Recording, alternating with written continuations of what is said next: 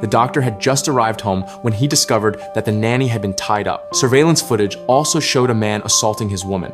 Furious, James grabbed a gun and shot the man on the bed. But that woman wasn't really a woman at all. A year earlier, James had taken his daughter to a party. Before the event even ended, his daughter suddenly disappeared. When James finally found her, he realized she had been assaulted. The trauma drove her into a deep depression, and eventually, she took her own life. Determined to avenge his daughter, James tracked the man responsible. He ran him down with his car in a secluded area and dragged him back to the basement of his home. There, James transformed the man surgically into the image of his deceased wife. Under James's manipulation and constant psychological control, the man gradually began to accept this new identity. One day, the nanny's son, David, came to visit. At first, the nanny didn't plan to let him in, but eventually she couldn't bring herself to turn him away. Unexpectedly, David discovered Vera on the surveillance monitors. The nanny realized something was wrong and quickly pointed a gun at him, but David overpowered her and snatched the gun from her hands. In the struggle, the gun accidentally went off. Vera, hearing the commotion, asked the nanny what had happened, but there was no response because by then, the nanny was already tied to a chair by David. David then began searching the house for Vera. Hearing his footsteps, Vera realized this might be her chance to escape. She told David the key was with the nanny. David threatened the nanny until she revealed the key's location.